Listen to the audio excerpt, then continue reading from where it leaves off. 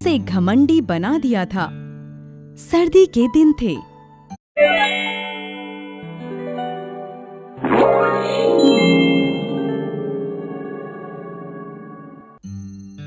पुराने जमाने की बात है। काशी में वीरबाहु नामक एक राजा राज्य करता था। वह अपनी प्रजा को बहुत प्यार करता था। उसके न्याय की चारों तरफ धूम थी। वीरबाहु की रानी का नाम सुमति था। वह बहुत सुंदर थी। अपने माता पिता की इकलौती पुत्री होने के कारण अधिक लाड़ प्यार ने उसे घमंडी बना दिया था। सर्दी के दिन थे। एक दिन रानी अपनी सखियों के साथ गंगा स्नान करने गई। कड़ाके की सर्दी पड़ रही थी। स्नान करके लौटते समय रानी के हाथ पैर ठिठुरने लगे। उसने इधर उधर देखा तो एक छोटी सी झोपड़ी दिखाई दी। रानी ने अपनी सखियों से कहा, आओ इस झोपड़ी को जलाकर तापें। एक सहेली ने कहा, महारानी, यह किसी गरीब की झोपड़ी है, इसे जलाना ठीक नहीं। रानी ने कहा, 4 तिनकों की झोपड़ी है, जल जाएगी तो क्या, नई बनवा देंगे। देखते ही देखते झोपड़ी में आग लगा दी गई।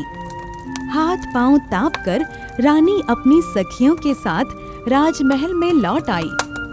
वह झोपड़ी एक गरीब ब्राह्मण की थी। जब उस गरीब को पता चला कि रानी ने तापने के लिए उसकी झोपड़ी जला डाली है, तो वह बहुत दुखी हुआ और फरियाद लेकर राजा वीरबाहु के पास पहुंचा। राजा को यह जानकर बहुत दुख हुआ कि महारानी सुमति ने एक गरीब ब्राह्मण की झोपड़ी जला दी। राजा ने महारानी को बुलाया और कहा, तुमने यह क्या किया? एक गरीब की झोपड़ी जला डाली? क्या तुम्हें यह शोभा देता है? रानी सुमति ने तुनक कर जवाब दिया, 4 तिनकों की झोपड़ी के लिए इतना तूफान? जला दी तो क्या हुआ, नई बनवा दूंगी। राजा ने शांत स्वर में कहा, रानी, यह मत भूलो कि तुम राजा वीरबाहु की पत्नी हो। तुमने गरीब का घर जलाकर उसे अनाथ बना दिया है।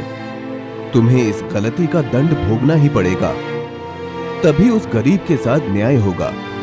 तुम्हें उसकी झोपड़ी फिर से बनानी होगी, और वह भी अपनी मेहनत से। जब तक तुम अपनी मेहनत से वह झोपड़ी नहीं बना दोगी, तब तक तुम इस महल में नहीं रह सकती। रानी का सारा घमंड चूर चूर हो गया।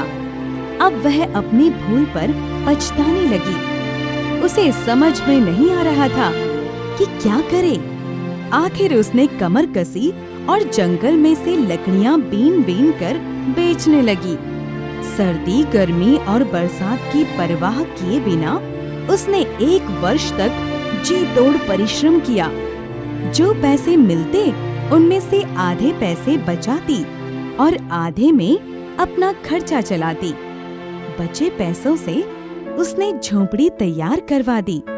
अब उसे समझ में आया कि गरीबी क्या होती है और 4 तिनकों की झोपड़ी बनाना गरीब के लिए कितना कठिन होता है। उसने गरीब ब्राह्मण से क्षमा मांगी। अब रानी का मन सरल हो गया था। महाराज वीरबाहु महारानी के परिश्रम और पश्चाताप को देखकर प्रसन्न हुए और महारानी को आदर सहित महल में ले आए।